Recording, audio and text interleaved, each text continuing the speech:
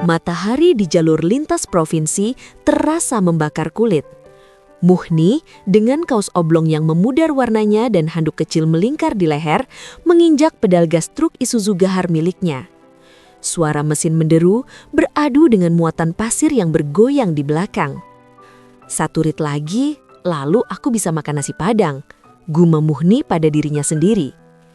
Tiba-tiba, di tikungan tajam yang sepi, sebuah mobil sedan mewah berwarna hitam legam terhenti melintang di tengah jalan. 3 pria berjas safari tampak menyeret seorang wanita bergaun sutra biru tua yang ditutupi abaya hitam mahal. "Lepaskan aku tidak ingin kembali ke Riyadh bersama pria itu," teriak wanita itu. Suaranya bergetar namun penuh wibawa. "Tuan Putri Maryam, ini perintah Pangeran Khalid. Anda harus pulang untuk pertunangan minggu depan," sahut salah satu pria bertubuh kekar. Muhni mengerem mendadak. Cit!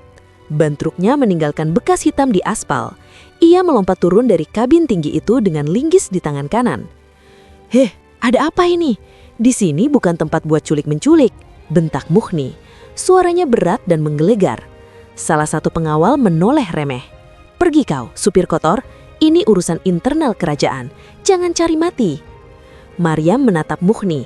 Mata indahnya yang berwarna coklat gelap berkaca-kaca. "Tolong aku mohon." Muhni tertegun. Ia belum pernah melihat kecantikan sebersinar itu di tengah debu jalanan. Tanpa banyak bicara, ia menerjang. "Kotor katamu?" Muhni mengayunkan linggisnya ke arah ban sedan. Fush! Ban itu bocor seketika. "Kurang ajar!" Perkelahian tak terelakkan. Muhni yang terbiasa mengangkat beban berat dan berkelahi di terminal memiliki tenaga yang liar. Ia memukul rahang pengawal pertama hingga tersungkur. Pengawal kedua mencoba mencabut senjata, namun Muhni lebih cepat melempar segenggam pasir yang ia ambil dari bak truknya tepat ke mata lawan. "Naik ke kabin, sekarang!" perintah Muhni kepada Maryam. Maryam tidak ragu. Ia mengangkat gaun mahalnya, memanjat tangga truk yang tinggi, dan duduk di jok kulit yang agak robek itu. Muhni segera melompat ke kursi kemudi, memindahkan gigi ke posisi rendah dan menginjak gas sedalam-dalamnya. Truk besar itu meraung, menabrak pintu sedan yang terbuka hingga terlepas dan melesat meninggalkan kepulan debu. Di dalam kabin yang sempit dan berbau aroma terapi jeruk murah, keheningan menyelimuti. Maryam masih terengah-engah, jemarinya yang lentik gemetar. "Terima kasih. Kamu tidak tahu apa yang baru saja kau lakukan. Kamu baru saja melawan titah seorang calon raja." Muhni terkekeh pelan sambil tetap fokus pada jalan di depan. "Saya cuma supir truk, Mbak. Di jalanan ini rajanya adalah siapa yang berani pegang setir. Nama saya Muhni." "Mbak siapa? Kok dibilang ratu tadi?" "Nama saya Maryam. Saya memang seorang putri dari keluarga kerajaan di Arab. Ayahku menjodohkanku dengan Khalid, pria yang angkuh dan kejam. Aku melarikan diri ke sini untuk mencari ketenangan, tapi mereka menemukanku." Muhni tenelan ludah. "Waduh, urusannya berat ya. Terus sekarang mau kemana? Saya cuma mau antar pasir ke proyek di ujung kabupaten." "Bawa aku sejauh mungkin dari bandara, Muhni. Aku tidak ingin menjadi tawanan di istanaku sendiri." Sementara itu, di sebuah hotel mewah di ibu kota, Pangeran Khalid mengamuk. Ia melempar gelas kristal ke dinding saat mendengar laporan bahwa Maryam dibawa kabur oleh seorang supir truk pasir. "Supir truk? Kalian dikalahkan oleh sampah jalanan?" geram Khalid. "Cari truk itu. Gunakan satelit jika perlu. Aku ingin kepala pria itu di atas nampan dan Maryam di pelukanku." Khalid bukan mencintai Maryam karena hati, melainkan karena ambisi kekuasaan.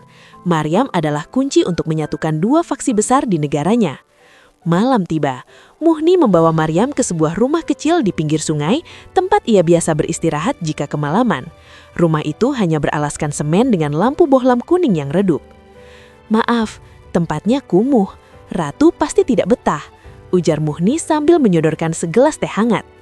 Maryam menerima gelas itu, merasakan kehangatan yang menjalar ke tangannya. "Jangan panggil aku ratu di sini. Panggil Maryam saja. Dan jujur Muhni, ini adalah tempat paling aman yang pernah aku rasakan selama bertahun-tahun." Mereka duduk di teras kecil. Maryam bercerita tentang emas yang terasa seperti belenggu, sementara Muhni bercerita tentang kerasnya hidup di jalanan untuk menyekolahkan adik-adiknya. Kamu orang baik, Muhni. Kamu bekerja keras dengan keringatmu sendiri. Khalid dia hanya tahu cara memerintah dan menghancurkan, kata Maryam lembut. Muhni menatap langit malam. Hidup itu simpel buat saya, Maryam. Kalau ada yang minta tolong, ya ditolong. Apalagi wanita seperti kamu yang sepertinya membawa beban seluruh dunia di pundakmu. Ketenangan itu hanya bertahan sebentar. Pagi harinya suara helikopter menderu di atas gubuk Muhni. Puluhan mobil hitam mengepung area tersebut. Pangeran Khalid turun dengan setelan jas rapi, kacamata hitam dan senyum meremehkan. Keluar, Maryam, atau aku ratakan gubuk busuk itu beserta supir bodoh itu, teriak Khalid melalui pengeras suara. Muhni memegang tangan Maryam. Jangan takut, saya ada di sini. Jangan, Muhni, dia bisa membunuhmu, tangis Maryam pecah. Aku sudah sering hampir mati di jalanan, Maryam, tapi mati karena melindungi wanita yang aku agumi sepertinya bukan akhir yang buruk. Muhni keluar lebih dulu.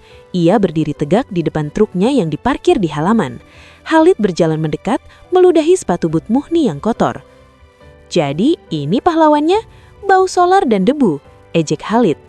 Setidaknya aku bau kerja, bukan bau uang haram dan kesombongan, balas Muhni tenang. Khalid memberi isyarat kepada anak buahnya untuk menghajar Muhni.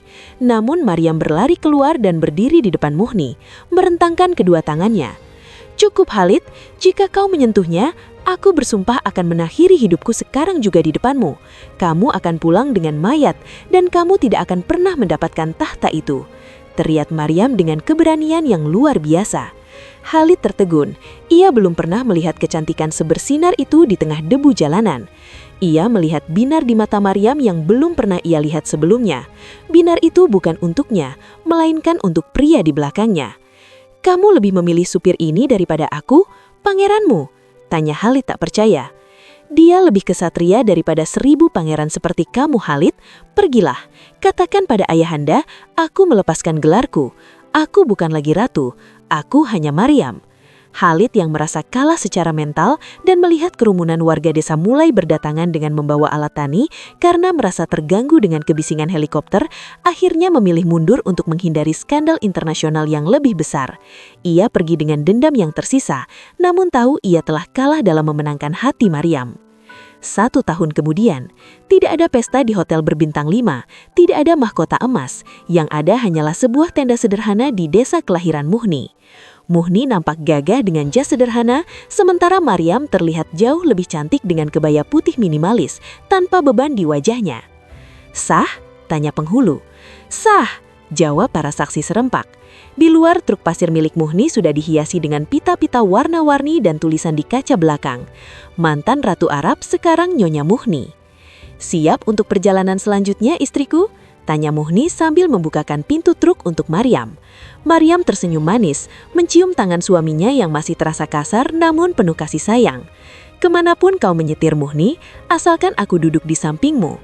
Truk itu pun melaju, meninggalkan debu yang sekarang tampak seperti butiran berlian di bawah sinar matahari. Mereka tidak menuju istana, mereka menuju kebahagiaan yang sesungguhnya.